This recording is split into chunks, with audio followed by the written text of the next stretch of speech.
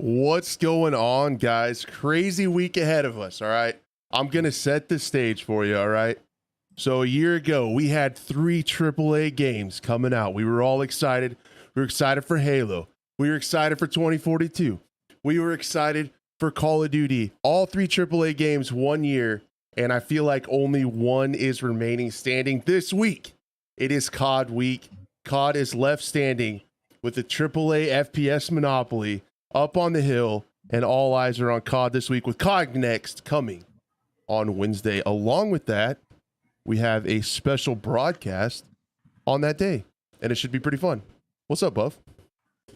Yeah, I'm excited, man. How you doing? Good to be here. I'm really pumped. We got a big week, starting COD week, man. And I love the intro there. Halo, Battlefield, all it didn't do much. So Yeah, here we are, the last hope for the modern shooter here. it honestly feels that way. It really does. So yeah, you guys can see on the screen a little graphic I put together the other day. I think it'll be really cool after everything goes on with COD Next on the 15th, that we'll meet back here that evening and kind of talk about everything that went on, what we thought, if there's cool things we saw, things we were disappointed in, and just kind of react to it. So we'd love everyone to come back and meet with us here and talk about COD Next. Are you going to co-stream it? Did you decide, or? Yeah, I'm definitely going to be streaming the event itself on my channel, and kind of break everything down and talk about it there. And then, I'll probably have a video out with any weapons and things like that. And then you and I'll do our special scope live stream that night, and we'll get into everything and give our reactions. And we'll get into everything today as to what to expect with the event this week. And we're going to get some things, I think, before the event they confirmed in today's blog post too. But there's going to be a lot to go over Thursday, and then we'll kick off for those of us lucky to have the PlayStation here with the beta on Friday. So I don't want to hear it. I don't want to hear about it. I guess I kind of got excited to get into the COD stuff and everything in the news. I'm kind of being an asshole. How are you this weekend? Like how's everything going? What's up? What's happening with you? Good. Busy weekend. In-laws were visiting, soon to be in-laws, so I was out and about doing stuff with them the whole time, so I didn't really have any time to obviously do content or really do anything. So just was kind of running wild all weekend. So it's good to be settling into this big week. How about yourself? Yeah, me too. I had not a whole lot going on this weekend, kind of finished and getting the last remnants of the C19 out of my body, hopefully. And we also had some pretty nice weather, so we did some outside stuff. And then we also got, I don't know, it's kind of weird. In my house, instead of using like the regular furnace, I use a wood pellet stove to heat my house. Oh, there you go. So we went and picked up a couple pallets of wood pellets for the winter. So we're all hunkered down and ready for winter. I guess I got excited because the weather was cool. And then now I guess by the end of the week, it's supposed to be like 97 degrees here again. And that makes me incredibly sad because it gave us like a little taste of fall, and we had football and everything. And yeah, I went over to a friend's house and we watched the NFL games on their deck and had a cigar outside, and he did wings on the smoker, and it was like it was awesome. It was a good Sunday. Wings are like my favorite, by the way. When I eat off my diet, like my favorite thing is pizza and wings. And I'll tell you, I can eat chicken wings. Put me in the chicken wing contests next year, because I can eat with the best of them. You guys heard that here. Buff is going up against Joey the Josh Chestnut for the wings record. It's something stupid. I can't remember. We were looking through all Joey Chestnut's eating records one day, and it was silly. It was like hundreds of wings in 10 minutes. Like I don't even. It was crazy, but I mean, watching him this year, the hot dog is slowing down, man. Maybe next year's my chance. You might have him. This could be it. This could be the turning point. I think so. Put your money on me.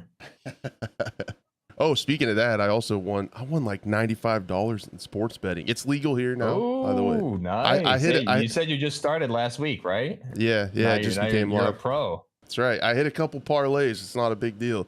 We got to get this show over because we got Monday Night Football tonight. I'm gonna have to put together a juicy parlay and see what happens. Hell yeah, love it. Yep. So I guess how this episode might potentially go, I was thinking was there's a couple little odds and ends like FPS news. We could kind of get those out of the way at the beginning, and then the rest will be just kind of leading up to Thursday. I don't know how long the episode's going to be. We'll However just have long to see. it needs to be, I think, right? It just depends on everything we need to get through. We'll see. And there might be some stuff as we're going through this that I need to pull up that I missed, because there's just been little, and they always do it on different channels and stuff. Like there'll be something on TikTok and then something on Twitter, and then they'll do a YouTube over here, and it's just hard to keep up on everything. So luckily we have our friends in chat on the screen to become part of the show, and you guys can help. If there's anything that I miss, you can let me know, and we'll get that pulled up and check it out. So that's why chat's on the screen. Shout out to the podcast listener. Just keep re-downloading it more and more every week. I appreciate that. Oh, and then yeah, I guess I'll leave that up on the screen when we talk about some of this other stuff. Battlefield's just kind of doing its thing. I guess the biggest thing was today the Halo, the head of 343, announced that she is leaving the studio. It comes to us under pretty crappy circumstances, though. She said it has something to do with a family illness, which we hate to see that. Yeah, hate that. And there's also been some jerks on Twitter who have been like, oh, finally leaving and stuff, and didn't like read the print. It's kind of cringy. We just need to definitely respect the family. We never, ever want crap like this to happen. That really sucks. But it is noteworthy. She's been there for 15 years, and I know a lot of people haven't been thrilled. I think she is like the head of 343.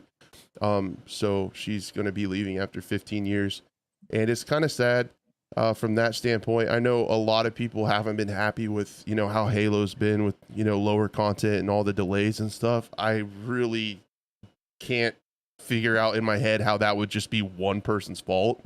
I really doubt it's just like her fault. But we'll just have to see if anything changes. Right.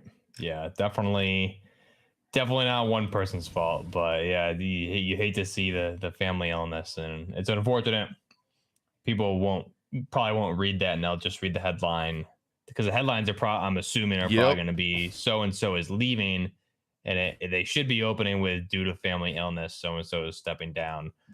So it's kind of unfair, I think, to her or any other person in that situation, because it opens you up to a lot of negativity online, when it really, that's something we don't do here. We don't do bad journalism, but that's definitely right at risk for, I think, in the mainstream, for sure. Yeah, I think that's where a lot of it comes from. A lot of the big outlets just put Halo 343 boss is leaving, and then people instantly think, since Halo's been kind of on the decline, that she was ousted or whatever. But she says, yeah, family illness, so that sucks. We definitely wish her and her family the best. Hopefully it gets cleared up okay.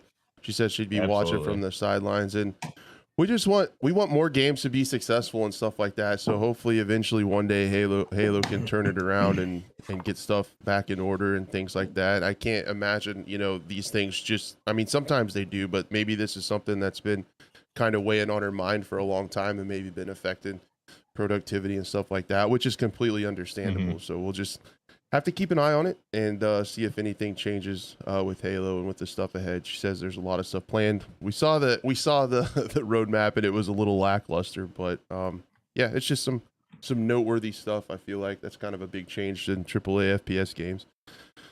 Yeah, and just to know, I mean, we love to see good games, but definitely don't want to, everyone's health comes first. So yeah, definitely wish her and anybody else in those positions the best, especially the developers. We know the developers in any studio are getting worked to death, and as critical as the gaming community can be, because we want the best product and we care about the games, at the end of the day, it's never worth your health, and that is always going to take priority. So everyone should understand that.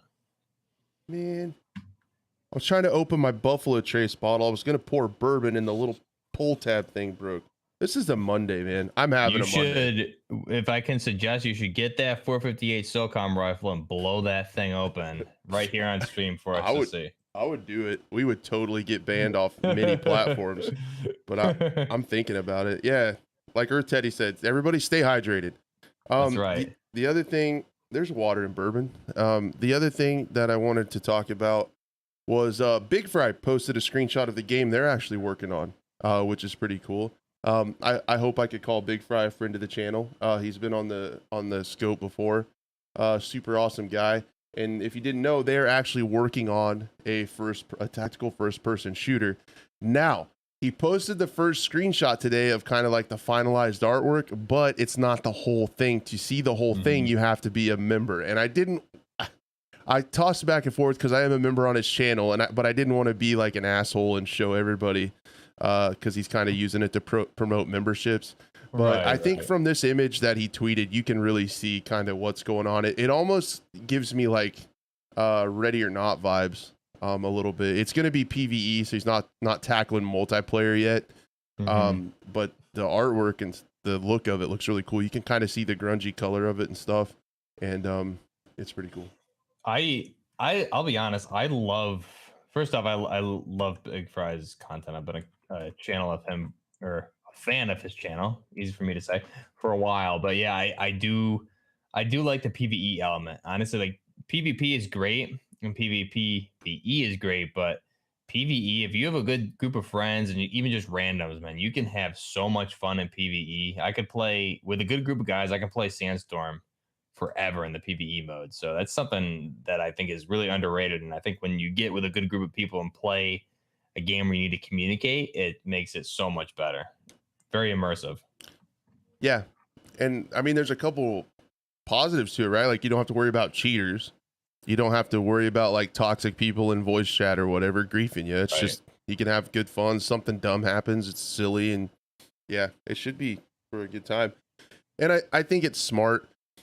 Definitely smart for him to go this route without having to do to figure out all like the net code and everything that comes along with a multiplayer shooter. I can't imagine how complicated that is. We learned a little bit about that when we talked to Jim about all that stuff. So stuff's starting to come out for Big Fry stuff. So if you're really interested in it, definitely check out his channel. I think he has a membership tier like I do for like 99 cents a month, and you can see kind of some behind the scenes stuff, and it's probably worth it. It's pretty cool to see what they're doing. It's kind of cool to see someone who kind of reviews and talks about first person shooters just to kind of put his money where his mouth is and get it together and come out with one himself. So I think that's pretty neat.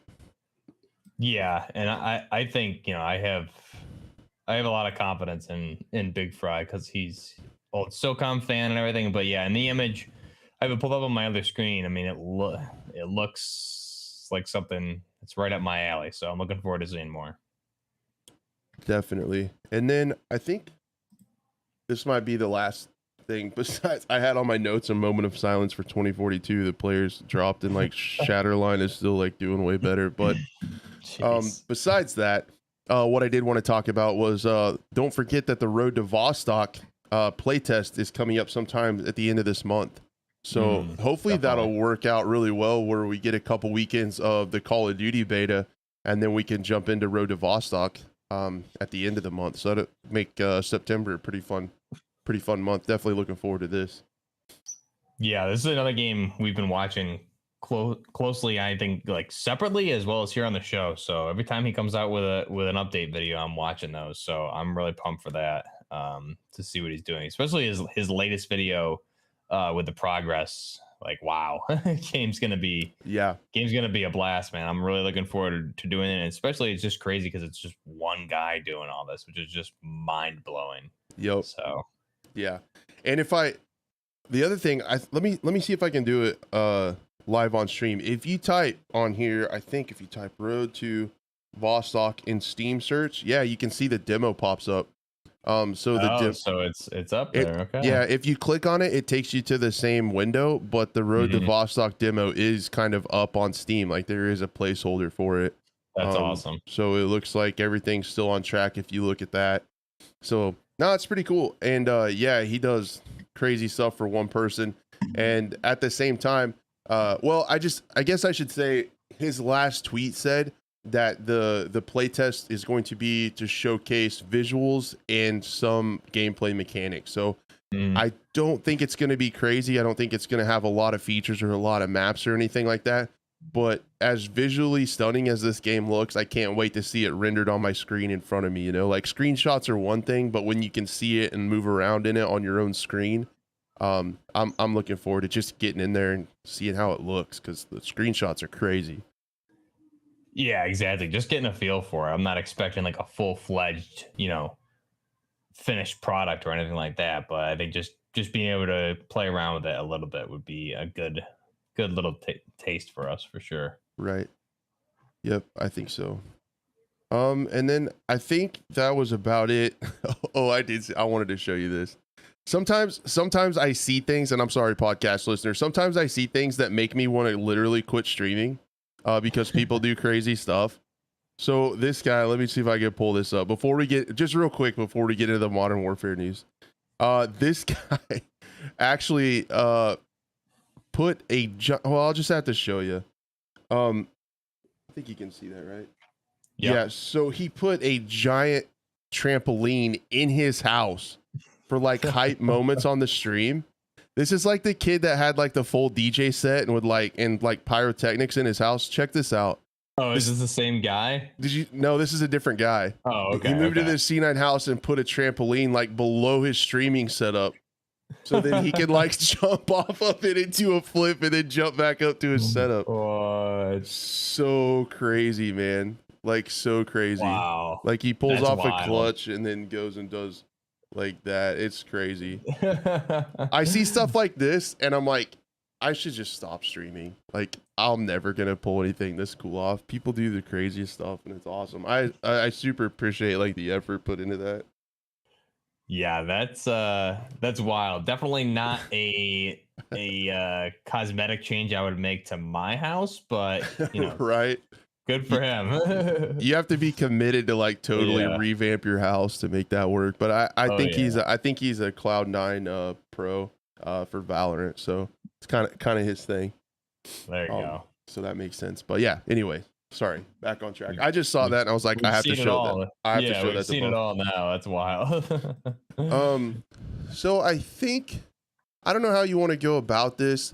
Some of the stuff we have is like I guess we could pull up the stuff that was from today to kind of why don't we start there for sure? Do you want to talk about like the beta rewards that they posted? I have that. Okay. Yeah, why don't we start with that? Because I think that released today, and they had the blog post, which gave us some information of what we can expect. Some things that are going to be revealed the next couple of days before COD Next even starts on Thursday. So I think we're going to get some more news the next 2 days here for sure. Wow, I'm trash. I didn't see the blog post, but I could pull it up and check it out. What were the high points? Is it something I should pull up, or can you summarize it? Not really. I mean, they just said look out for more information coming. Mainly, the main thing that I took out of it was they're gonna give us more info on the FJX Cinder Vault pack. So whether it's that specific Vault pack or Vault packs in general, we're gonna get more info about it. We're probably gonna hear how a Vault pack works, and that's gonna be our example.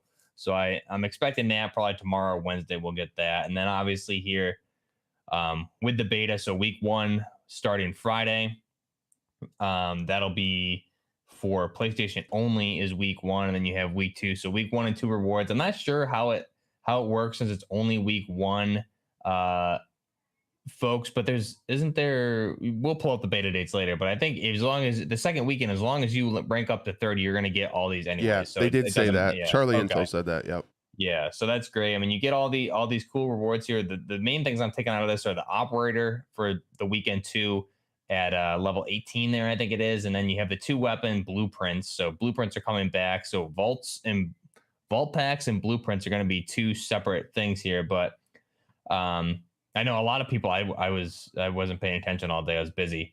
And a lot of people added me on Twitter as to what these weapons were. So the one there rank 15 that you unlock, that weapon blueprint, the side impact it is, I believe is what it says there. Yeah. Okay. So that's going to be, I mean, it's clearly basically similar to a Fab Defense PDW chassis for your pistol. So the pistol, I mean, with basically the same thing we saw on Battlefield 2042, that pistol PDW chassis. So your pistol, whatever it is, in this case, we'll assume it's a Glock, goes into this chassis that you buy from Fab Defense, and it'll have a grip on it, on the front of it, a buttstock, and you can mount an optic there if you want. So that's what that pistol is. It's basically whatever the pistol is or isn't. The focus there is that you have a chassis conversion there, and again, that one being probably something like Fab Defense. So that'll be probably a in the gunsmith. It'll probably be a stock option because we did see some chassis conversions in Modern Warfare 2019. So I'm assuming this will be a stock option for the pistols or some specific pistols to give it this Fab Defense chassis. And then the other one there, the other top blueprint that we see there is in fact a Scar Light.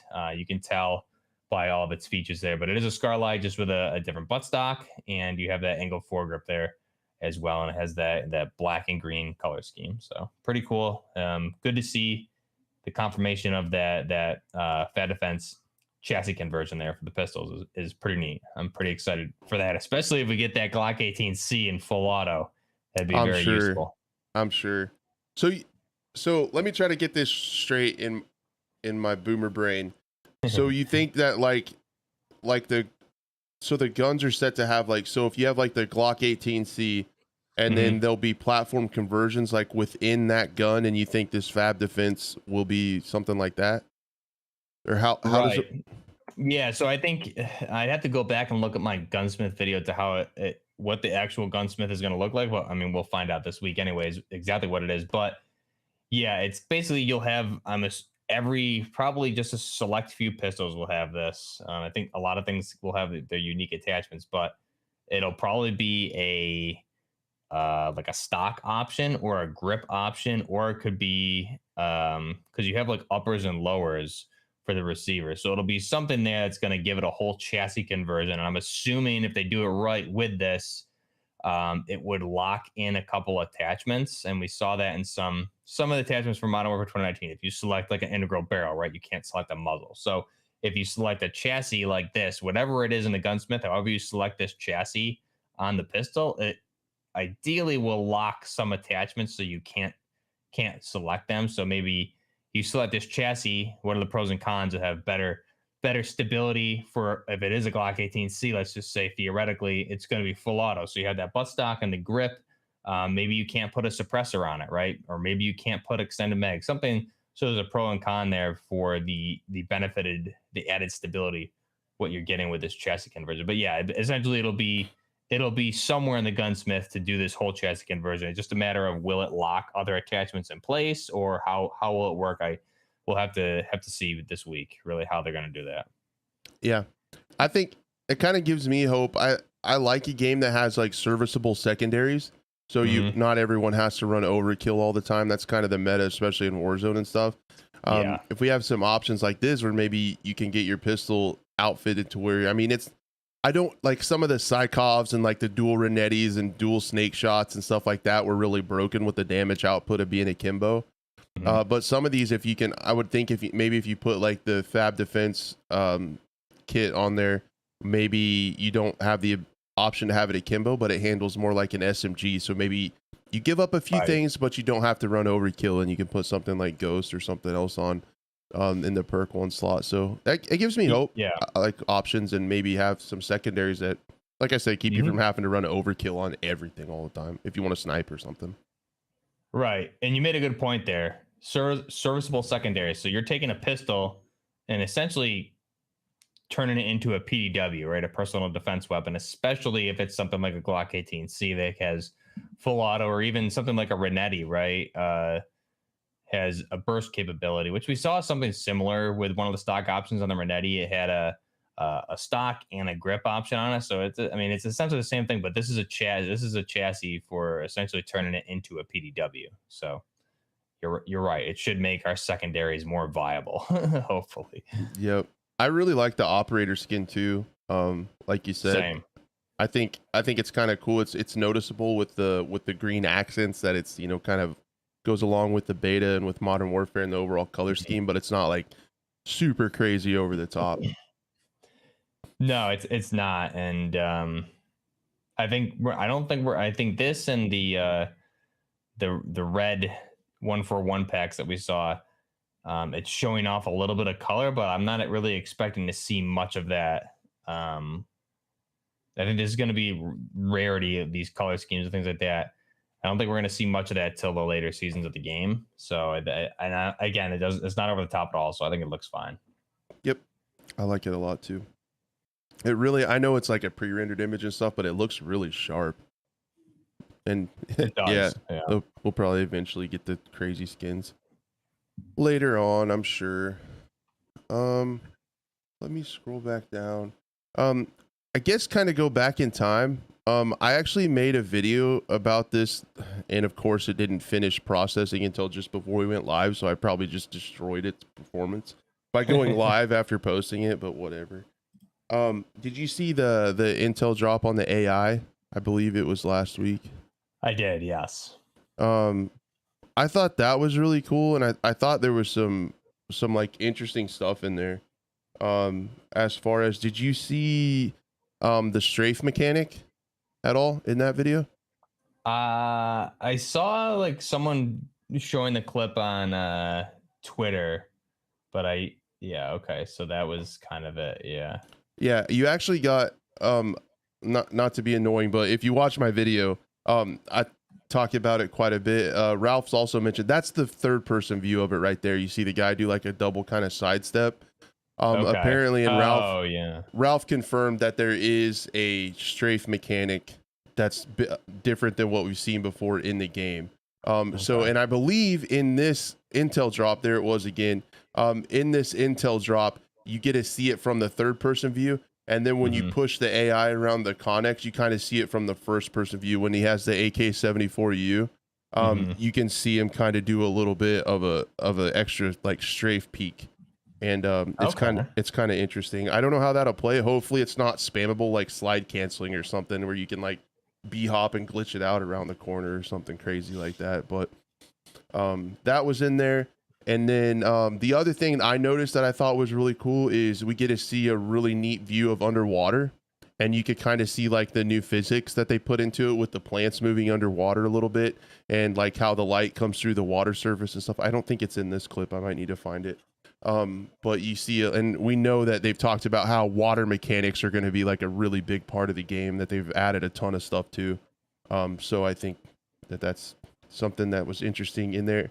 And then we saw another clip of some crazy vehicle stuff. And there's also a vehicle skin for the beta, right? There is like an yeah. APC. Yeah. Yep. So vehicles might be a bigger part of the game than it has in the past. And Ground War, they might really be going for that Battlefield chunk of the pie with people that generally play that. And there's not a lot of good vehicle gameplay in 2042. So we'll see what they can do. It's not an easy task to do something different in the franchise that they're not really known for. But it's a smart move if they can make it play well with Ground War, big team battles, and have the gun work or the vehicles work well. Yeah, I think this is gonna be. I'm excited to see what they do with this because they've been messing around with vehicles for a while. I think mainly what stands out to my mind is back in Blackout. For Black Ops 4, that battle royale is kind of when you had an open world sandbox gameplay, which is at the time it was compared to Battlefield 5 was better Battlefield experience for me personally at the time. But they've been messing around with vehicles since then. Hopefully, at this point they've refined it because the Ground War vehicles definitely felt janky. They didn't feel Battlefield-ish, right? So I'm curious to see how they handle there and what they do with Ground War, and obviously everything we've seen, which we'll talk about here, is they're going to play a bigger part in Warzone 2 and probably DMZ also. But a couple things to point out, I just want to go back to from this intel drop on the AIs is we did see some operator skins that appear to be returning. So it looks like the JTF2 Milsim operator skins, and I saw what I believe was either the darker version of JTF2 or one of the Shadow Company skins in there as well. So we're definitely going to be seeing returning operators and operator skins for Milsim, and I'm assuming we'll see other operators come back, like the main operators like D-Day, Bale, etc. So that was cool to see. Nice little teaser there of something that I think no one really talked about. It wasn't worth making a video, in my opinion, on just the operator skins, but that was pretty cool to see. Yeah, there was a lot of little stuff in there. I thought they did a really good job picking images. There was also one where the light was kind of glitching out, and I was like, you maybe could have picked a better clip for that." But like the Yeah, lighting was flickering on the soldier. But saw that. Yeah. it was pretty cool, and I just really appreciate these. These are something, when I was kind of trying to build my channel in the lead up to 2042. This is something that I was begging for, like this behind the scenes stuff to see, what they're working on in the game and what they're looking at. This is the clip where you can see, and it cuts off right at the end, but when he peeks this wall, the Hmm. second time you can see that little double step like strafe just before it Oh cuts to the yeah, I scene. see it. I The see it. editing Yeah. almost cuts it off, but it'll be interesting You to can see how see that it works out. really quick there. Yeah, you can see it quick there. I'm curious how that's gonna work. Yeah. Yep. But the animations I thought throughout the whole thing were awesome. Like when that it showed the overhead view in the dark like ware yard where the guy was had his rifle and was like clearing stuff and checking corners and things like that. I thought the animations looked awesome. And Yeah, you had high ready and low ready with the AI with his weapon too, which is really cool to see. yeah, it was. So and I talked about this in my video today. Like it's AI is so huge. It's such a big deal. Because if it's good, you don't really notice it too much, but if it's bad, it can completely ruin the experience. And in this intel drop, they said that they were going to put them across all modes. So AI is going to be a big deal in this game. And I look at Tarkov with the scavs. That is an example of really bad AI that completely removes you from an Yeah, incredibly immersive game, it's like how true. the AI works. And the other thing that is really tricky, in my opinion, this is an ignorant non-game developer opinion, but it's really tricky to get it right because if you think about the two outcomes when you're facing AI, you either generally, if you like, you have to fight them, you get killed by AI, and that's incredibly lame. Like you're like, I just got killed by a bot. Like in Tarkov, if a scav head eyes you through a bush and you never got to see it and you lose all your stuff, if that happens in DMZ, Right. incredibly frustrating and sticks with you. The other side is if you win that gunfight, it's not that rewarding because you just beat a bot. So it's like for AI to add to the game, it has to be really really good because I feel like it could really screw up either way. You know what I mean? Like it's hard to make it add to the game. I really like the not the rogues, the what is it on I haven't played Tarkov in a while now. I don't really played it at all this wipe. What are the mills the PMCs called that are the AIs? There's raiders. The raiders, Raiders, yeah, yeah, Raiders. So the Raiders on like some of the maps, I really liked fighting them on what's the old military? I can't remember. reserve. Yeah, They're reserve. I underneath love reserve in the tunnels. yeah, and if you use the horn, they're up top on the where the train exit is, The the exfil hermetic there. door. Yep. Yeah, so I like fighting them, but even them, I mean, they're a little too OP for sure. But I think like you take something like that and dumb it down a little bit because like when I do kill them, especially in close quarters, obviously is where you need to fight them a lot of times. That's rewarding as hell to me because those are really really hard AI. So I really like fighting them. So if it's something along those lines, I like that. But yeah, your standard scav that just kind of like cheeky breaky and turns and like destroys you with a shotgun from 50 meters. Yeah, that's a heartbreaker. I don't want to see that. And that happens to me in Sandstorm all the time. Like some dude just hip fire 50 cals me at close quarters and blows me away. Yep. And I think if I remember right, the same animators coming back for Modern Warfare 2019, and I always thought the animations in 2019, especially in like the campaign, were really good. So I definitely like to see it. But yeah, the worst scavs that come to mind for me are the ones on Shoreline when you're trying to get out from the resort and you're trying to go past the lighthouse, and there's these ones that we call them the rock scavs by a big rock, but there's a lot of bushes and you'll be Mhm. walking along and you just hear Opachki and then you're dead. Yeah, Like you're that's done. it. That's like, yeah, because they're in bushes and the AI can see you through them, but you can't see them. So yeah. Yeah, that's we don't want that, especially in DMZ. So if the AI is not all over the place, we don't really know. We'll find out more this week, but definitely if you hit, I mean, I'm fine with a mix of AI, but if it's those lower scav type AIs, like I don't think they should. I just don't think they should be able to one shot you. I kind of like they need to be a step up from what the AI we're seeing in Warzone now is for sure, because those guys are just a Definitely. joke. but Yeah, yeah, they just waste ammo. yeah, exactly. There's an in between there for Yeah, sure. there's like no reason to engage with them because you're 100% gonna get third partied. Yeah, So exactly. And they're not yeah, gonna hit you. right. Hopefully, there's a lot more to the AI. I did like to see that though. Just like with the audio one and stuff, those intel drops are super cool. I wish more games did that. You know, it's not as crazy as like Road to Vostok's, like how he's chronicling his game and how he's coming along in the development process, but I still really appreciate it from a AAA studio to give like a little bit of behind the scenes stuff that hopefully they understand the weight of AI and how big it can be in a game and how emerging breaking it can be if it's bad. These other ones they've done, I pulled up where it shows 5 days until COD Next. They've been teasing perks and I think game modes. Right. So sorry, podcast listener. Game modes in the top left you can see, and then perks in the low right. There's also usually a map, so I see a map in the low right too when that comes in. There's honestly quite a bit of stuff in here. I guess I could try to pause it when it happens. Yeah, Sierra, it's not giving you like the right name though. It's Sierra India Romeo Alpha, so it's not like a map name, but it's Yep. You can see stuff like sleight of hand.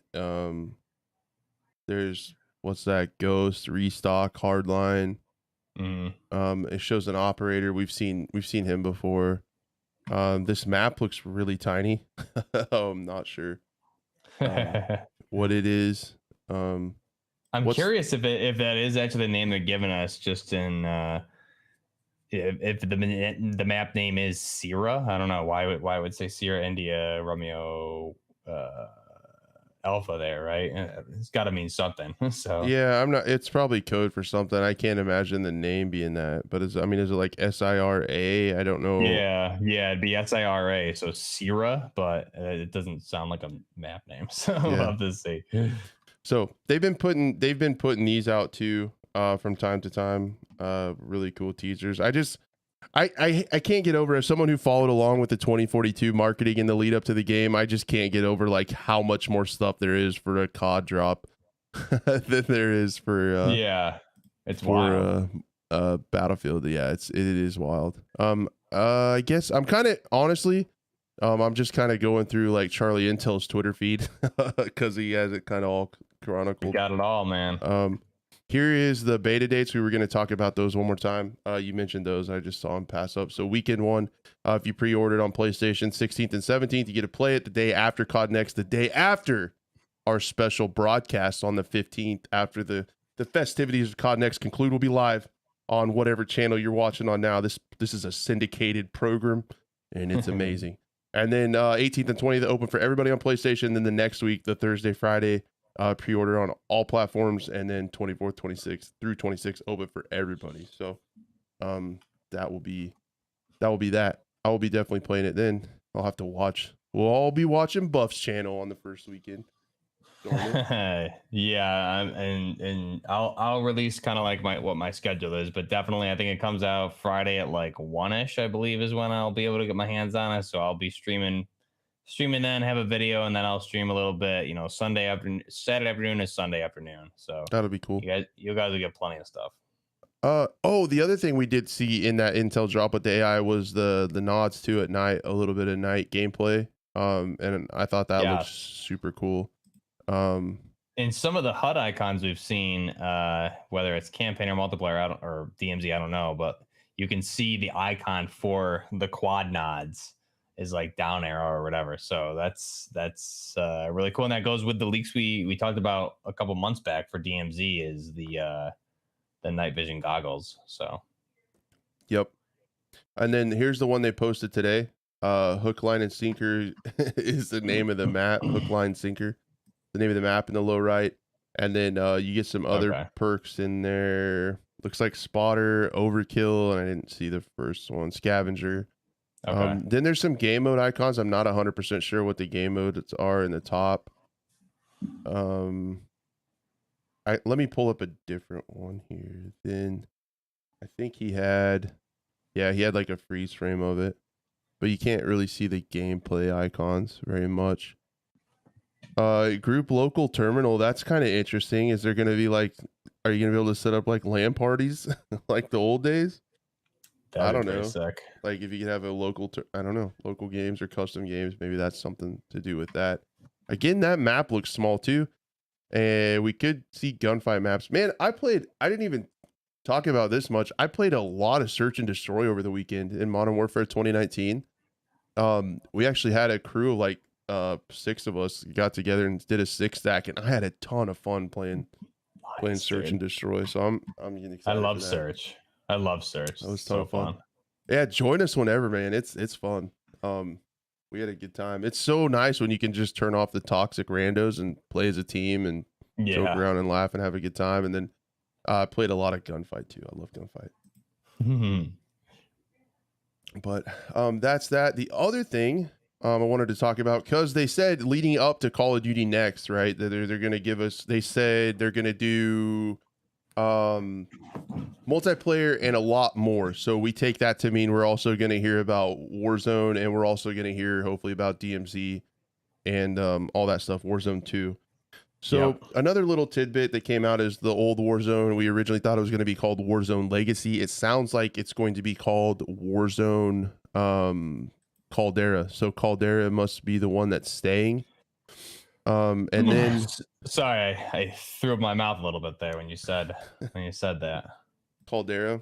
Yeah. Oh God, please. I'm don't guessing. Say it. Sorry. Disgusting.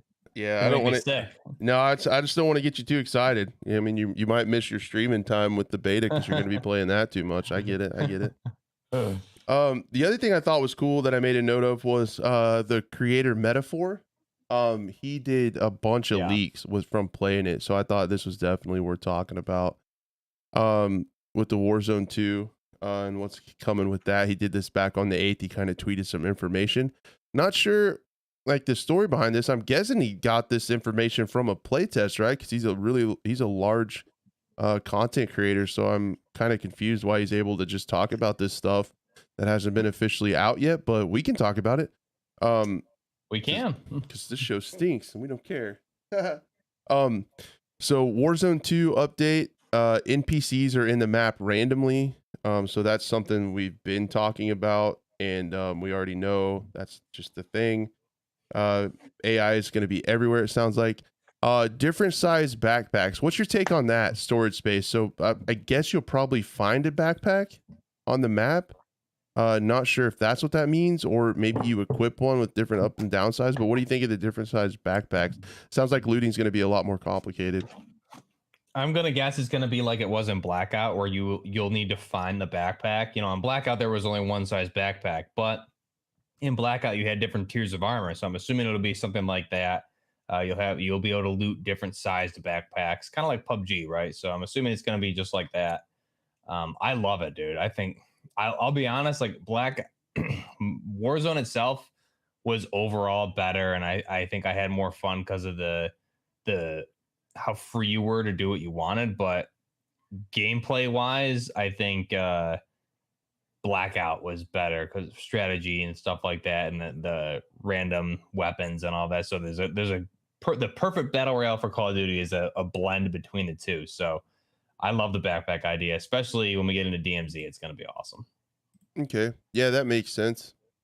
I'm torn. I've played a lot of games with backpacks. PUBG, Tarkov has a million of them. And I mean, I might contradict you here. You might hate this. I think I want to see backpacks in DMZ, but I don't necessarily want to see them in Warzone. I thought one of the high points of Warzone was you didn't spend that much time looting and dicking around in your inventory. You could kind of just play it. You could find something on the ground and get to play it, and it was if it was balanced correctly. That's the caveat right there, right? If it was balanced well, it would be really cool, because you could find stuff, you could maybe even potentially work to get your loadout, and then it's all about the gunfights, right? Like you're not worried about finding a bigger backpack and putting shit in there.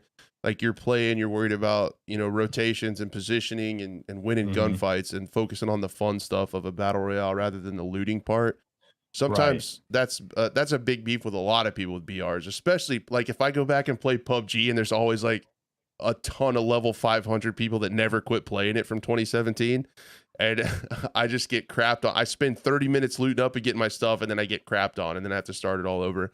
I'm guessing it's not going to be like that. It's probably not going to be, you know, finding guns and different attachments and swapping it out and all that stuff in your backpack, but it's definitely should be something in DMZ for sure for, you know, loot item for challenge items and questing and stuff like that. But I'm open to it. I'm not scared of more complicated mechanics at all.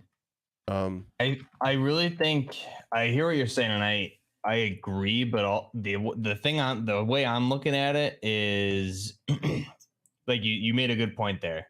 If they balance things correctly, so I really do think this is kind of a way to make you have to choose, right? You need to make decisions in the game in gameplay, and with different size backpacks. If you have a big backpack, that way you can have everything you would want and don't need to worry about what you're picking up, etc. But the caveat is maybe you're going to move a lot slower because you're heavier, right? Potentially. So if you wanted to have like if we look at Warzone today, like you said, you don't need to worry about what you're picking up, all that stuff. To maybe replicate that, you need a bigger backpack to have all your perks, whatever you're carrying, more extra plates, etc. Maybe that's going to slow you down versus a smaller backpack with less items. I don't think it's going to get, like you said, I don't think it's going to get as complicated as it was in Blackout, where you like pick up a weapon and attach the different attachments that are in your backpack. And I mean, in Blackout, you had the different ammo types too. You had like 5.56, 7.62, and you had to carry all that in your backpack also. I don't think it's going to get to that level, but I do think this is a gameplay mechanic to kind of slow the pacing down a little bit and make the user or the player have to think a little bit more in the pros and cons, right? You need to choose one thing over another, but there's going to be pros and cons of that. Instead of whatever you choose, you can choose the best every single time and have there's no downsides. And everyone's running the best stuff 24/7. You can still get your loadout, how they're going to do it here, but maybe you won't have all your perks. Maybe you won't have the best armor, etc. There's going to be some downsides with that, especially based on what your loadout looks like with point systems potentially, which we'll find out more. But I really do think it's a way to balance the game out. But like you said, I mean, it could go either way. I'm curious. I think definitely DMZ, we need it. Warzone 2. The problem is they didn't do a good job of balancing Warzone 1 really ever. So if this is a way to make people choose and have repercussions, pros and cons, etc., I'm all for it. Yeah, man, how good was Warzone when it was brand new and like it wasn't like a meta thing yet, and you just had the base MW weapons? Oh man, it was the best. I don't think I've ever had more fun playing video games in my life than I did those first few months of Warzone. Yeah, it was insane. I get nostalgic about it, but we'll see what Warzone 2 has to offer.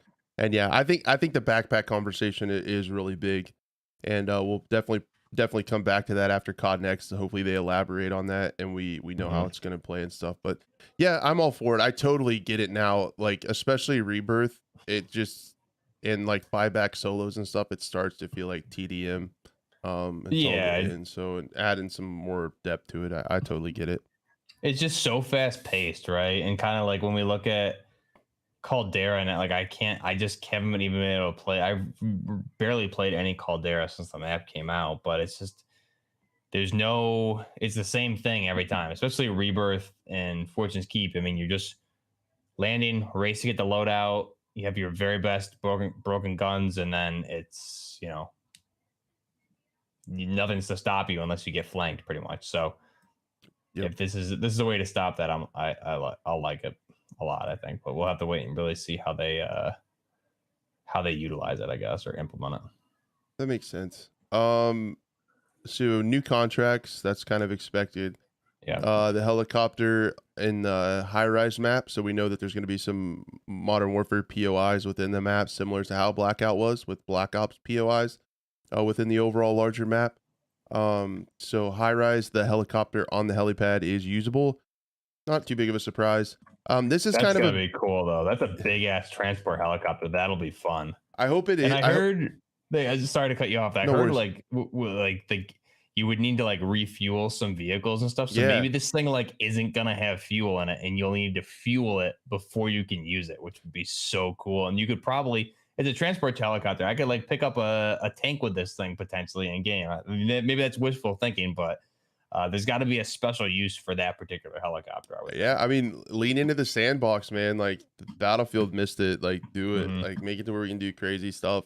That's how the gliders work in PUBG. They're all on the map, but there's no fuel in them, so you have to loot a fuel can and then go fill them up before you can fly the glider. That's in PUBG. That's awesome. So that's pretty cool. Similar to Firestorm was with the fuel too, with the Battlefield vehicles. God, I loved Firestorm. I never played it, but I did enjoy watching it. Man, it sucks that they make the dumbest marketing decisions. I'm so Damn sorry. You, Dice. Yeah, get it, man. I don't know. I'm just a stupid person, but I just feel like there was a way better way to handle that. This is like a big change, but not really to gameplay or anything. There's no more toxic gas. It's now a dust storm. Which I think we saw some clips of it in a teaser somewhere. There's been so many teasers, which I appreciate. I can't keep them all straight. So, but there is a dust storm that rolls in. I don't think that's going to change much, really. Do you? No, not really. I think I'm just thinking. I'm thinking the dust storm from Battlefield the 4, the Levolution that we had on the on that one Battlefield 2 map. I forgot the specific name of it. It wasn't Strike at Kargan, it was something else, but he had that dust storm that would roll in. I'm curious like what the visibility will be like, how bad the visibility will be, and then how fast it'll roll in, etc. I think it's you can't just do gas again, right? Because the narrative has changed. So I like the dust. Yeah, I do too. There's kind of like a fatigue with the green gas. It's like, oh, someone farted again. Here comes the gas. Yeah.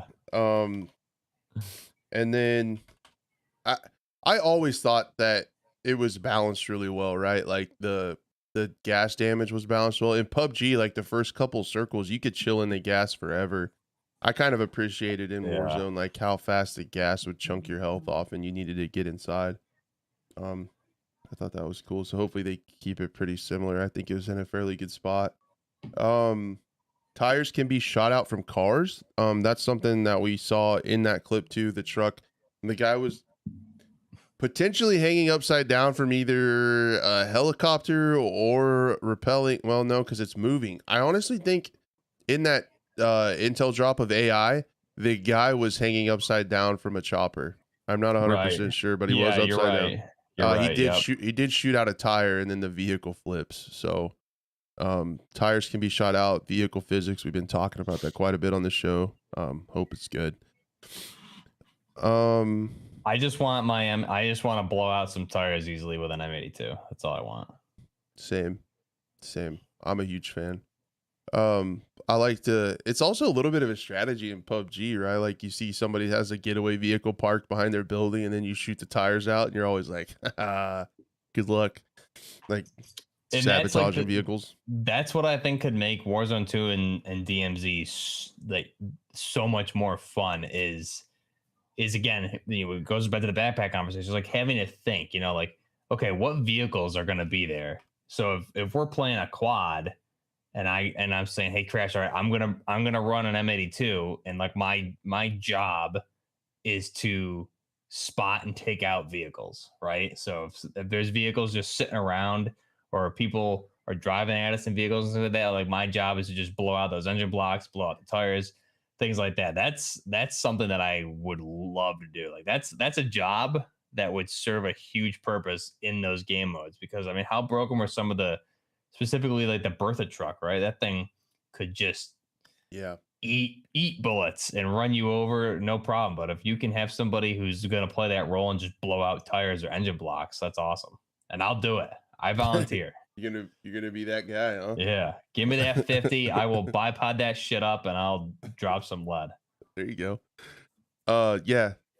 I'm hopeful and very interested. That's another thing on my list to keep an eye on for COD Next is like the vehicle stuff. There's a little bit more about it in here. Talks about shooting out of the cars is 100% accurate, even solo. I'm honestly cool with that. That's kind of how it is in PUBG, and it's pretty fun. The thing's still moving, depending on how strong rotational aim assist is. That might suck, Don't tell but me. Don't even talk about it, man. It doesn't exist. we'll get in a. It doesn't. It doesn't exist. I'm I'm gonna telling send you. you all the video. We're gonna get in a big fight about this one day. Um, I can't get it to work. That's all I'm saying. I hate it. I haven't played with a controller in like years, and I plugged one in and got a 6-kill win. Like, it's not. I hate it. Cars have limited fuel, like 2 minutes. He said automatic refuel and repair at gas stations you enter by driving near them. That's pretty cool. Okay. So you're gonna take your 50 cal and chill at the gas station, wait for these guys to come fill up, and then boom. Yeah, I'm gonna take. They're not getting gas. That's for sure. Not here. Gas prices are way up. Ah, dang it. That's awesome. Plenty of new vehicles, he says. Again, this is coming to us from the Call of Duty creator Metaphor. With the handle is at Metaphor with 2 A's on Twitter. Let's be good journalists inside our sources here. Plenty of new vehicles. Only returning one is the ATV from what I've seen. A new Hummer type SUV tank, a hatchback, weak, fast civilian car like the Dacia from PUBG. There you go. And the choppers look different. That's cool. Hopefully the chopper on High Rise is, like you said, it's the big one that's on the map. Rather Dude, than, I hope so. I hope they That'd don't be just so replace it cool. with a small one. It's got to be the big one. Well, I thought in the original trailer when they showed like that small snippet that we saw High Rise, I thought it looked like the same helicopter, but I could be wrong. I hope so. I think that rings a bell. At least 3 new contracts. He says that again. Recons and bounties are returning. So is Most Wanted, but there's some new different ones, it sounds like, which is cool. No news on a Rebirth type map. I'm a little worried. I kind of like to play Rebirth sometimes. If Warzone 2 is really good, then that doesn't matter too much. In my opinion, this is all my stupid opinions. Well, I mean, we didn't even have a Rebirth. You know, there was no Rebirth till Cold War.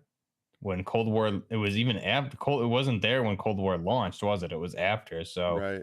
Yep. We went quite a while without that because Warzone was awesome up until a certain point, and then they're like, we don't know what we're doing anymore. We need to throw in other maps. So I think it'll be fine for the start. But I mean, that's something they'll definitely add down the line. I'd rather they refine the gameplay and then bring those in. Yeah, no, that'll be really cool because, I mean, that makes sense from a marketing standpoint. The Warzone 2 is going to be absolutely huge with people trying to. They don't need to come out with a Rebirth map right off the rip. That's something for a really good idea for a season down the road when people start to get a little bit fatigued on the main Warzone 2 map. That's when you come out with your Rebirth map. So it totally makes marketing sense to hold off on that till a later season. Yeah. He said he was told another map is already being developed for Big BR. No surprise there. We know that it's been alleged and reported, alleged. So possibly. I'm gonna get this out. You guys just wait. Stay tuned. I'm gonna complete a sentence, and it's gonna be amazing. That there is no new call. Sorry, it's still in there. There is no new Call of Duty for 2023. So a new Warzone map makes total sense to get people hyped about Call of Duty again. So no real surprise there. A new CQ contract and something that looks like a safe. I don't know what's CQ contract. Am I dumb? No idea what that is. Cool. Makes it sound like we should know what that is, but we don't.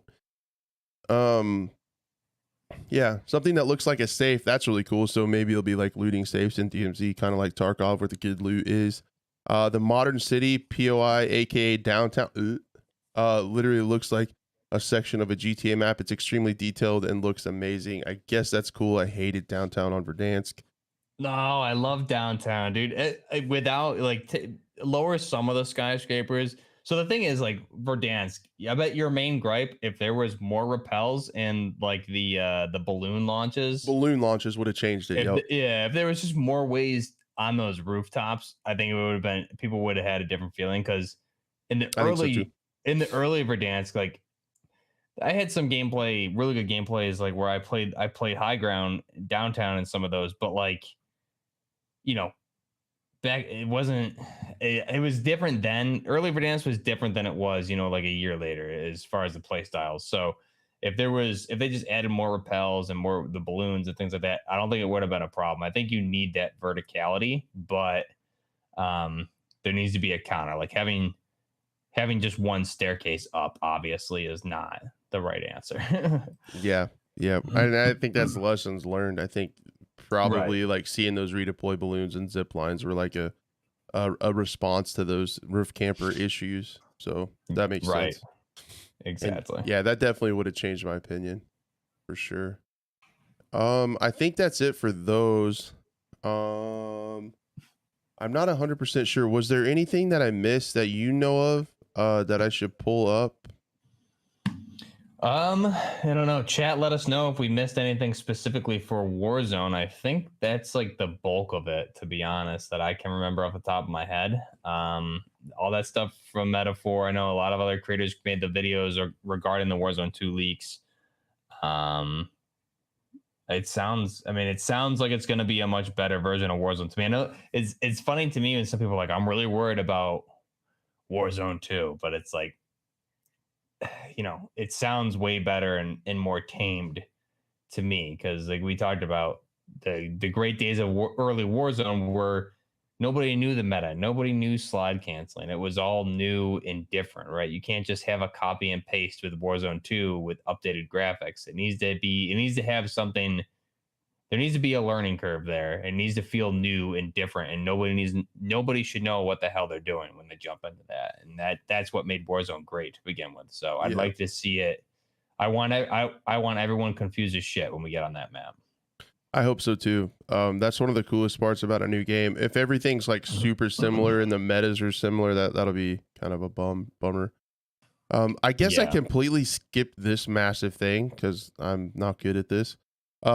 Slide canceling won't be in the beta, but they have the option to turn it on and off. And this is also from the Metaphor's Warzone 2 leaks. He says probably waiting for community reaction. So slide canceling is in the game. It's just currently switched off. And I know you love that mechanic and you're praying that they turn it on. It's weird. I posted my Discord the other day. I did a slide canceling video like a month or two ago, called like Bye Bye Slide Cancel, when that news dropped that there wouldn't be slide canceling. And for whatever reason, the past like 2 weeks, that video just like I've been getting so many comments and views on that, and it's ridiculous, and it's really divided. I mean, I'm okay with slide canceling, but I think there needs to be some cooldown, right? You can't just like slide cancel infinitely across the map. There needs to be some cooldown in there, because it makes the movement janky and it ruins gunfights. I really hope this game, specifically Warzone and DMZ, are more focused on gunfights instead of like abusing movement mechanics, because slide canceling wasn't meant to be like that. It was a broken mechanic. So I'm okay with slide canceling or sliding, but I don't want it to be abused. So if it's something that the community reaction, everyone freaks out about, I don't think Infinity Ward should really give in. But if they're going to do it, keep it out of DMZ at least. It's if they can. I like to hear this if they can toggle it. So if for whatever reason they eventually do bring it into Warzone 2, at least keep it out of DMZ. But I'd prefer they just don't do it. I mean, gunfights used to be so fun, and then I think slide canceling was one of many broken mechanics that ruined the game. So I just wanted to get back to actual gunfights. Yeah, it is frustrating. You just have to constantly be sliding around to be the best at like to give yourself the best chance to win a gunfight. It's exhausting when you're an old boomer. So I'm sure. Yeah, go ahead. No, I was just gonna say I'm sure if there's like some younger players and stuff listen to our podcast, they're like, okay, boomer, shut up. Like, but it's our show, so we can give our opinion. So there you go. Well, and that's the exact feedback I got on that video, dude. Is the same feedback I got at like half. A lot of people didn't want it, and other people were like, "Well, you're trash because you can't." Movement is a whole learning curve skill in itself, which it is, but you can't come in and say like you're trash at Call of Duty because you can't take advantage of the broken movement. When the broken movement, or the movement in general, this movement skill. COD used to never have that. There was no tactical sprint. There was no sliding back in the day. So like I played all that. So you can't come in and say like you're trash at COD when, you know, you're like 15 and just started playing COD. So Yeah, get off our lawn. yeah, exactly. So yeah, I think it's frustrating too, honestly, because um it's also like a movement. It's the exploit of the movement also makes it where you can traverse the map faster. So if you want to move as fast as you can from point to point, you just constantly have to spam C. You just constantly have to slide cancel, tax sprint, slide cancel, Right. tax sprint, slide cancel, tax sprint, and Dude, it's just exhausting. my thumbs and my R3. You know how many PS4 controllers I went through because of that? So many. I wasted so much money on PS4 controllers. It was stupid. I believe it. I believe it. I have like these giant sausage finger hands, like these huge ass hands. So like trying to do that on a keyboard like constantly, like literally gave me carpal tunnel probably. I got 6 broken PS4 controllers over here that the R3 doesn't work anymore. So Yep. I've said it before. Like if you're like, all right, Crash, well then how do you want it? And I'm gonna tell you, Battlefield 5. I think that movement was so smooth and so good. The slide was still definitely present, but it had a cooldown. You could yeah, even, I exactly. mean, in some ways it was less restrictive because I mean you could sprint and reload, and you could also slide and reload too. So I Right. thought it was super cool because like you could lean too. But like Love that. you could like lean and be in a gunfight in Battlefield 5, and then you would take some damage and stuff, and then you could just do a quick slide behind cover, reload, and like come out the other side and be ready to go. I love the movement in Battlefield 5. I would love that. I mean, you just said it, cooldown. Like, gee, just give it a cooldown. That's it.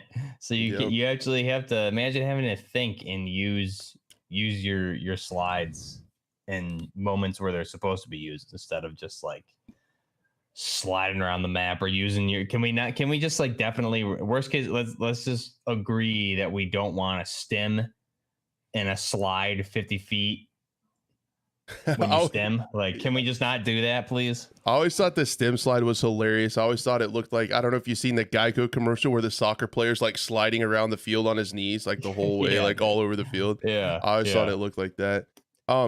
They did ask, Earthy asked in chat, how would you lean on a controller in Rainbow Six Siege? Now, there isn't like jumping and stuff in Siege. It's you click the sticks. So when you're ADS and you click your sticks, you lean whichever way you click. Yep. Same with Sandstorm. You're ADS, and then it's either if I'm ADS and I want to lean left, it's L3. If I want to lean right, it's R3. Really simple, easy to do, and it feels very natural. That's how I wish they would bring in leaning to this game. That'd be awesome. I think it would be cool, but then you'd have to be careful because then like you run into the problem that PC Rainbow Six Siege. Yep. There was so much lean spamming in Siege, they had to cool it down. Because you could, if you got really good at jiggle peeking, you could honestly take advantage of the netcode and just not necessarily the netcode, just the inherent lag that comes with multiplayer shooters, like playing over the internet. Right. And you could actually jiggle peek people and kill them, and they didn't even ever see you. So we definitely have to be careful with that. But then again, I fall back to Battlefield 5. It has a cooldown. So like if you try to jiggle peek, you less and less and less until you stop. Like you can spam, and it's just less and less and less, and then pretty soon you can't lean at all, and you have to wait and let it reset. So I mean, Battlefield 5, look it up. Do your homework. Yeah, Battlefield 5 and like Sandstorm, I thought had a great leaning mechanic too. I mean, it was Sandstorm's obviously more of a hardcore milsim shooter, but you know, you're weighted down, you're not leaning fast, like you're leaning slow and you're moving, but you can't quick peek shit. So like a good mix between Sandstorm and like Battlefield 5 would be good. I'm not saying we need to move like where we have 60 pounds of gear on us, but you know, it just common sense things to make it so the player can't take advantage of, again, mechanics that are broken, right? Yeah. So I just want to make it like perfectly clear. Well, two things. The first thing is, like you said, mechanics that are broken. I can't imagine how hard it is for developers to QA test this stuff, because in QA testing, I bet slide canceling didn't come up, and then you put it out to hundreds of millions of people, and then they find. So if there's any exploit, someone's going to find it when they release it. For sure. And the other thing is, I want to be clear. I'm not saying that I want it to be, I'm not saying like 100% boomer. I want it to be like CSGO and stuff where you can't really sprint and things like that. No, honestly, I think the BF5 movement system would honestly be a little bit freer, because you can reload while you sprint. You can reload while you slide into cover. It does feel way smoother to me. I think the Battlefield 5 movement with the COD gunplay and stuff would be so good. No, I completely agree with you, dude. You can still move fast. Yeah, you can move fast, and it makes sense, right? The movements make sense, but you know what most people are gonna say is go play. Why don't you go play Squad? Why don't you go play Arma 3? And to those people, I say, have you tried Arma 3 or Squad? Because no, probably not. If that's your argument. Yeah, exactly. I guess the last thing before, so I did set up a topic for us to talk about our hopes for Thursday. So like that's the big overall topic next, but just to kind of put a button on this, and then yeah, guys in chat, start thinking of questions and topics you want to talk about. We'll do a chat Q&A at the end. Also, definitely bring up anything. If there's something you guys saw, help us out. If there's something you guys saw that we didn't talk about, put it in chat, and we'll try to pull that up too and talk about it. I'll get the production team on it.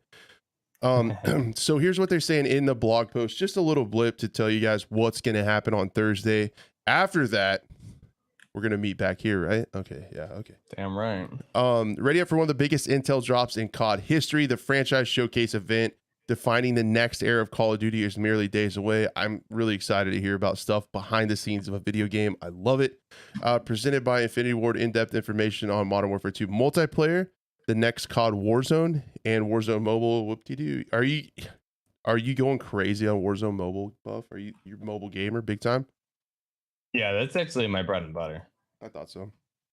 Did you see my tweet with the mouse and keyboard hooked up to the phone? No, I didn't. That's gonna be. Oh, you were probably busy with the in-laws. But they talked about in the Ubisoft Forward, like nothing came about from that other than like some Division stuff. Okay. They talked about Rainbow Six Siege mobile. And I was like, dude, everybody's going to be hooking up a keyboard and mouse to their phone now to try to get to plat. It's going to be horrible. So yeah, I'm going to do that in Warzone Mobile. I'm just going to trash people with my keyboard and mouse on my phone. There you go. Next is shaping up to be nothing short of spectacular. I'll be the judge of that. Here's a taste of what to expect.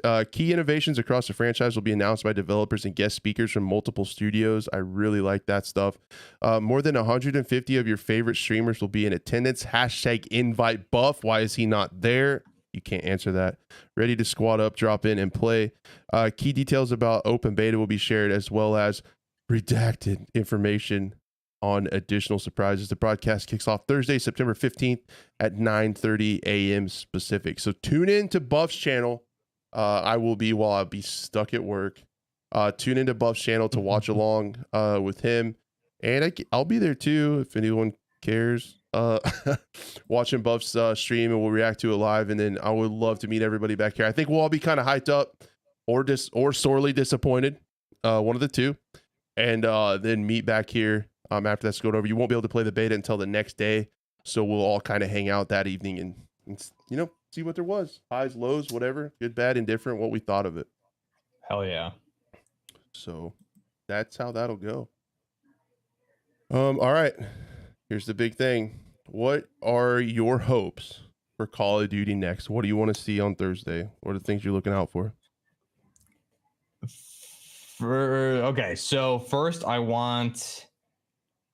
would like to see a narrative story trailer for the campaign, so we kind of know like what is going on with the story more so, okay? Because we don't really know what the story is yet. So I do love those campaign story trailers where they give us the context and kind of what is going on, just so we kind of can get invested, right? I want to get ready. I want to start getting invested in the campaign, the story. And it seems like that's definitely something we're going to get for sure. Next up is the multiplayer. I'm obviously I'm excited to see what the modes are, how the gameplay is. I really am obviously looking for all the weapons and conversions, to try and see all the customization, the operators, all of that. Um, so I want to see everything from multiplayer, and obviously then DMZ in Warzone 2. I think Warzone 2, I'm really excited with all these different mechanics that we're seeing here and we've talked about, and how that's going to look in DMZ, and if DMZ is going to have different restrictions compared to Warzone 2 with movements that we've talked about here in the past, everything like that. So I'm curious what that's going to be like, because we really, when it comes to DMZ, we only have the one official, well, not even official, the leaked Right. image from the NFL players. So we really don't know much about it. Everything to this point has been speculation off of leaks, and I think we have a decent idea of what to expect. But I'm really excited. I think that's the mode I think I have the most hope for right now is DMZ, just because it sounds like it's, that Tarkov mode that we all wanted to play for the most part, and that's a more addictive mode than Battle Royale to me. But everything like wrapped up. I mean, campaign, I want to know what the story is. I want to see more of what's going to be taking place in the campaign. COD always has amazing campaigns. Show me the multiplayer. Let's see some gameplay, which we're obviously going to see. I'm curious. I want to see the weapons. I want to see the conversions. They didn't invite buffs, so you guys aren't gonna. None of the creators there are gonna be making some AK-12s or Alpha AKs, but it's okay because that's what this channel's for. When we get our hands on that, so we'll do that. And yeah, dude, I'm pumped for Warzone 2 and DMZ, because like we talked about, I had so much fun early Warzone. Like I would run duos all the time, trios all the time, and then I would run so many solos. A lot of my early Warzone videos were all solo wins and stuff, and I had so much fun in solos. Then you got into like I think like season 4ish, it just became very, very difficult to run solos. And then we got into season 5, and then as soon as you got into like Cold War is where I really stopped playing solos for the most part. Would play with more so with a community and a group of people, because solos just became so frustrating for me because it was just so broken at one point. So I want that early Warzone feeling back for sure. How about Yep. you? So here's what I want to see. I'm going to be looking for the stuff that's behind the scenes. And I mean, like the development type stuff. A lot of people think that stuff is boring. But I want to hear stuff about the audio design, how that's implemented in the game in like 3D space and stuff like that. I want to hear about like some of how they design the maps, like maybe if they use like photogrammetry, some of the stuff I use in my job in real Mhm. life. I want to hear about like that kind of stuff, what all went into the map design and kind of their philosophy on that kind of stuff. And then like main overall thing is like if you had to say what's the one thing you want to see, and it's actually not one thing. Haha, got you. I want it to be. I want them to develop a narrative and show that they're going to succeed on all their fronts. And what I Mhm. mean by that is be flexible enough to make DMZ tactical as shit. Mhm. Make Warzone balance it differently to play well for a battle royale, and then multiplayer, and just be flexible in the balancing, because what they're trying to do is they're trying to pull off. If you think about it, they're trying to pull off ground war for no barking. They're trying to pull off Battlefield for ground war, like a Battlefield type mode. They're trying to pull off a Tarkov mode with DMZ. They're trying to pull off the standard COD multiplayer. They're trying to pull off a battle royale, and they're trying to do a campaign storyline. And to make all that work, I don't think you can just plug in a one formula, one balance pass, and it works for all those modes. So I hope they show a commitment to fleshing out those different modes, so they're all successful. They don't try to copy paste one set of balancing passes for everything. You know what I mean? Does that make Mhm. sense? Like, I hope they show a commitment to No, making yeah. those work. What you just said like made my answer to your original question, made me feel stupid, because I mean that's like, you're right. I can want to see campaign crap, weapons, all that, but I mean you're right. Really, what you just said is perfect, and that's really going to tell us the longevity. It's going to show us what the longevity of this game is going to be, and how they can balance things going forward and into the seasons and 2 years of support, right? So I mean, what you said is completely right. Um, that's really the under the covers, the more important thing outside of anything else. No, yours makes sense because you're talking about guns, and I mean it's a shooter, so I mean that's gonna be something to look forward to for sure. Yeah, But but like, you still want a game that you can come back and play for 2 years, right? So yeah, and it's gonna be interesting to see if they talk about any post-launch stuff. If we hear that mhm. that scary that PTSD inducing phrase of live service, right? Like how that we're gonna hear about that going forward. I, oh man, I don't know, but I just want to see. I want to see a commitment to fleshing out those things. I'm scared. I really, and I'm with you on DMZ. Being a Tarkov, a fairly avid Tarkov player, and someone who Mhm. also enjoys Call of Duty, it could be right up my alley. It could be a big deal for my channel, maybe. That might be something that I really dive into, having experience with Mhm. both games. So I hope it's good.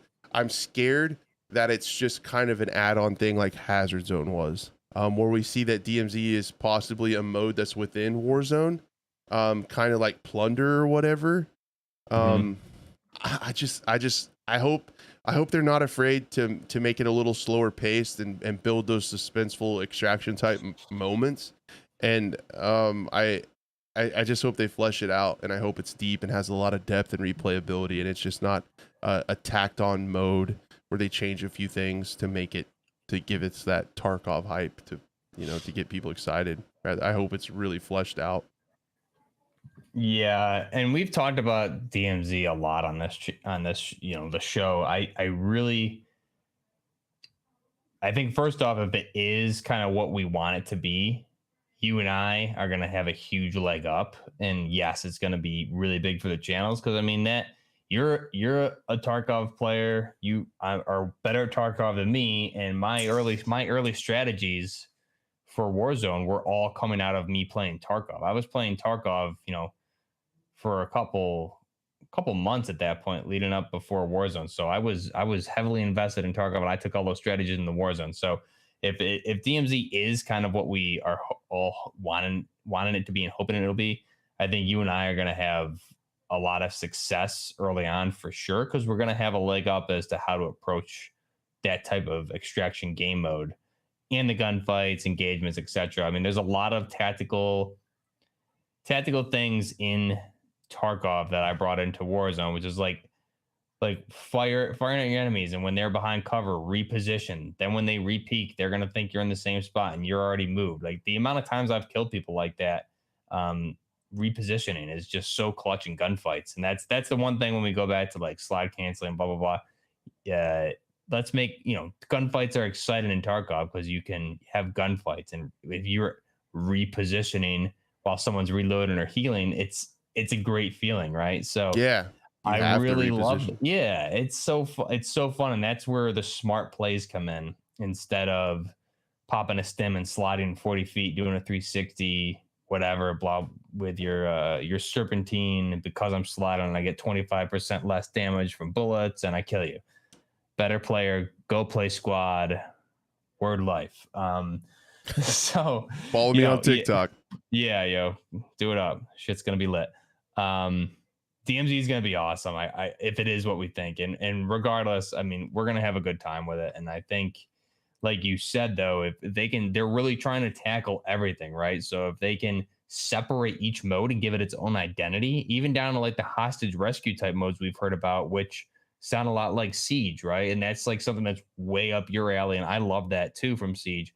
So if they Oh can yeah, make I those like that. modes feel like the games that they're inspired from, those modes, then you're bringing in the audience from those modes. Like if they can nail DMZ, dude, you know, how many Tarkov creators are going to come over and maybe not play it full time, but at least give it some attention for sure, right? You might get like Lupo over here playing this a lot, um, and others. So I Yeah. think the opportunities there, and like we've talked about before, with in peak Warzone from Infinity, when Infinity War was still handling Warzone at its peak, Tarkov was outperforming Warzone on Twitch. So, I mean, they definitely noticed that and paid attention. They're going to look at that and say, okay, what makes this game so much fun for people to watch and play they're playing that or watching that over Warzone on this platform, and I would assume they would definitely pick some elements out of there and put it in their mode. Yep, I think that makes sense. I totally forgot about the siege mode, the hostage mode, and then gunfight's supposed to be coming back, so I'm about that. I love playing gunfight. I'll probably play gunfight tonight on stream. I don't know. I've been playing a lot of gunfight lately. I've been playing a lot of Modern Warfare 2019 lately, so I'm kind of. Yeah, you asked me to play it the last week, and I was just like, sorry, dude. I'm doing my nightly get on and look at my loadouts and mess around with stuff. I saw you online. I was like, maybe I was really, and we eventually got it, but I was like trying to get a 6-stack together to play S&D, and man, it was so fun because like a lot of the things that turned me off from S&D is just how toxic people are in the chat, and what I love is like good comms and teamwork and finding people that you want to win, but if you lose at the end of the day, you realize it's a video game and we're here to have fun. Right. So good vibes and stuff. And it happened, man. We had a lot of fun the other night with the 6-stack. It was cool. You could just turn off game chat. That's awesome. Hang out with friends. That's fun, dude. That's a good time for sure. So, yeah, I think that sums that up really well. What we're looking forward to. Is there any chat Q&A stuff that you guys want to talk about? While you're doing that, I hate to beat a dead horse, but I hope Thursday's episode is a big deal.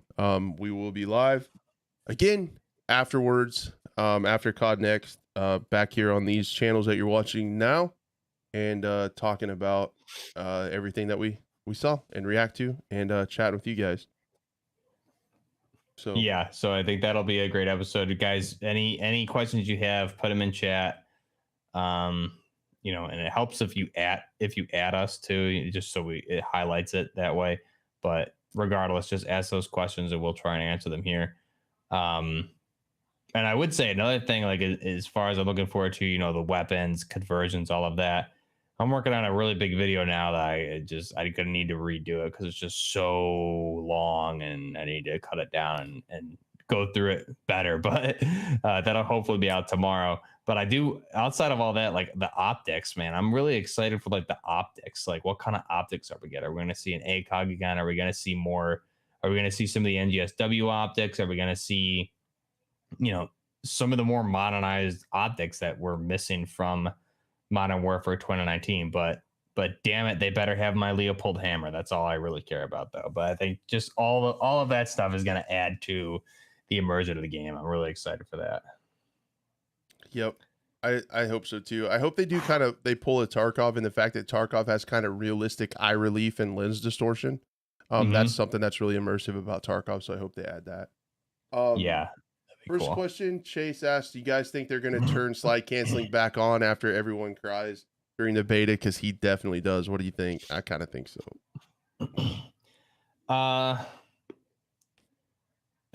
Man, unfortunately, I think they will. But it really depends on what Infinity Ward, what their vision of the game is. I'll be honest, I wish they kept the minimap off. They turned that back on and kept it on after week 2 of the beta, and the game played way better with it off. The way the game was designed, it played better when you needed to play a little bit slower because you didn't know where you were going. I personally felt that's why I played realism a lot. So slide canceling, I mean, damn, man. I think they'll turn it back on, at least for multiplayer. Unfortunately, because everyone is going to cry about it, but they shouldn't do it. And I really hope this time around they have the balls to stick with their vision. I'll just say it, because they gave in last time, and I hope this is apparently the last Modern Warfare title. So I think they owe it to themselves to, whether they turn it on or not, I think they owe it to themselves to release their vision of the game and not let the community influence what they do. Yeah, I really hope so too. I hope they stick with it. But man, people are gonna be upset because everyone's so used to it after 3 years of it. Like, people are so used to it. Yeah, get it out of here. We don't Gamers hate change. Yeah. Evax asked, do you guys think COD will become a day one game on Game Pass? Not this time around. The Microsoft, the big Activision Blizzard merger acquisition, or whatever you want to call it, is not gonna be done by then. But it is sound like if that deal does go through, future titles will be day one. So Not yet. This one will still be, normal. It is the other thing interesting platform wise, it is going to be on Steam for PC players, not just BNet. So that's something of note, but no Game Pass. Yeah, you're right. I agree with that. I have another question here from Leo Perez. What guns do you think will be in the beta? I mean, that's a tough one. We're going up to level 30 ultimately. I think we'll definitely see the Scar L because it's been so prominently featured, as well as the M4. Vector, probably the MPX, I'm thinking. And the Benelli M4 most likely as a shotgun. Sniper wise, probably just maybe the MRAD, maybe the MSR, have the C, but that's really all I can. Anything, your guess is as good as mine at this point. But I would think definitely the ones that are featured prominently in all the materials we could see in the beta for sure. Yep. What's the next question? Do you think, from Morgan, do you think improvements to AI will carry over to other games from Treyarch Sledgehammer? The news on AI reminds me of MGSV, but sounds much more nuanced, especially the animation department. I'm hoping the improvements to AI it will just be built upon. When I feel like it's kind of a step back when studios completely wipe and start over rather than build on what they have. Again, I'm ignorant when it comes to that stuff. I don't know if that's even possible and what engine and all that stuff they're using. But basically, I just hope they do a good job with AI. The animations look on point from everything we've seen. So I'm just hopeful that they can make the AI add to the game, not be frustrating. Right. 100% agree with you there. We have a lot of questions, so I'm gonna fire through another one here. Let's see. Djibouti, how will you be? He's asking me, how will you be publishing the Modern Warfare 2 campaign? Just normal playthrough, realism playthrough, or with or without commentary? At this point, I don't know. It's really going to be a poll I'll probably put out. I mean, most likely it's going to be up to you guys if you want me on on camera or not, or how we want to do it. But I think more than likely I'll probably be on screen with you, and I'll talk. Not a lot, so you guys can all experience it, but I'll definitely when shit happens, I'll react, obviously. Sounds good. This is a really good question from Sergio. Do you think OG Verdansk will come back to Warzone 1 once Warzone 2 releases? That would be smart, but I don't think so. I don't think so. I think they're going to save it for Warzone 2. We'll see it in Warzone 2, I think. They could, but the marketing is bringing it into Warzone 2. I hope they figure out how to make game sizes smaller. Otherwise, that thing's going to be massive. File size wise, I mean, like to have two big maps in. Yeah, dude. I hope so. Well, if Warzone's going to be a separate client, right, it should be a lot easier. But the problem is everything's coming off of the Modern Warfare 2 client. So if they're having a Modern Warfare 2 client, Warzone 2 client, and potentially a separate DMZ client, it'll make it a lot easier. We'll see. Space asked over on Twitch, wondering how you guys feel about this. As I see more and more, I do really have confidence in MW2 being a really good game. Infinity Ward knows it's got to last 2 years, so I think they use lots of feedback to make sure it's entertaining enough. Yeah, Space. Yeah. There's no doubt that they have a content plan for that year that without a premium title for 2023. There's no doubt that they're gonna do something big. We know that they're gonna bring. Allegedly the Modern Warfare 2 maps are all going to get remastered and put into the game that next year, so that's going to be a lot of content, even though many of us have played those already. So that's going to be a lot of stuff to the game to play and add a lot of replayability anyway.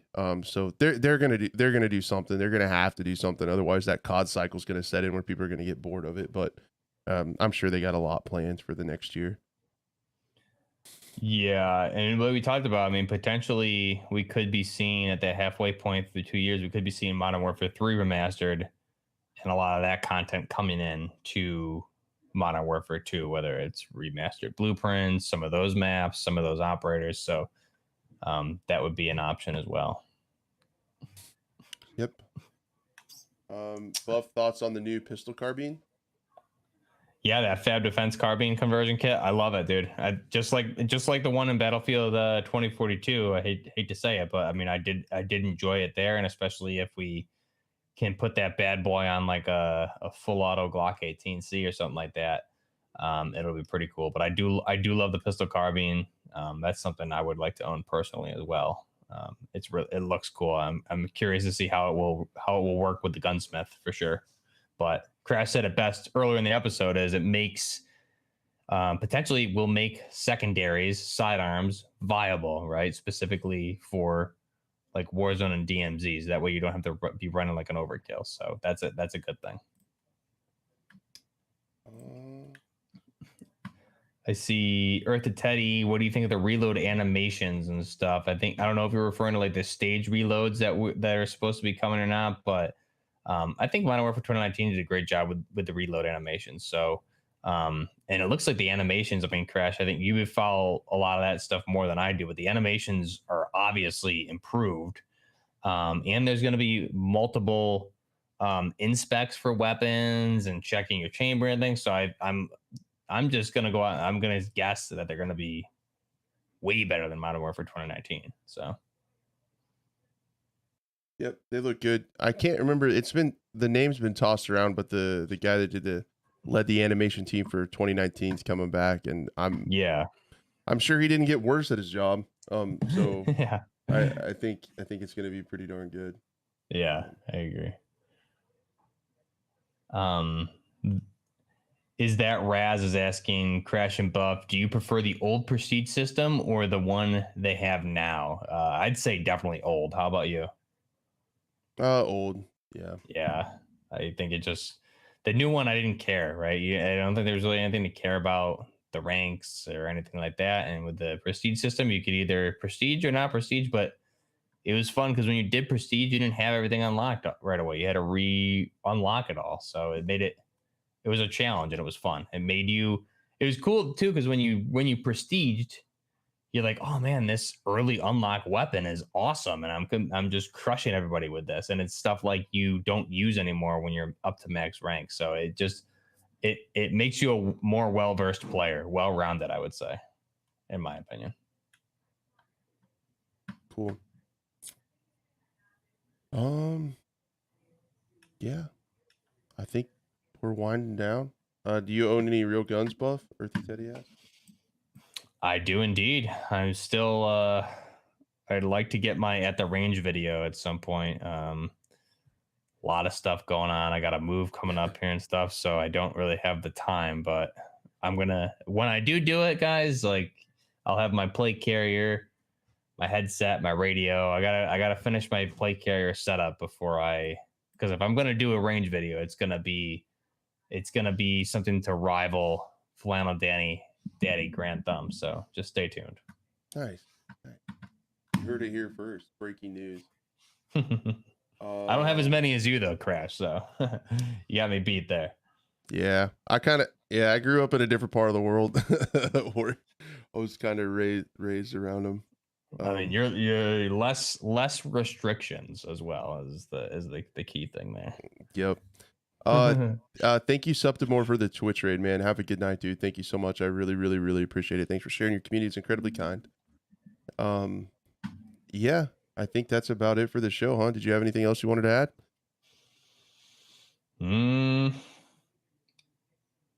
Nope. I think we covered it all, man. A lot of stuff.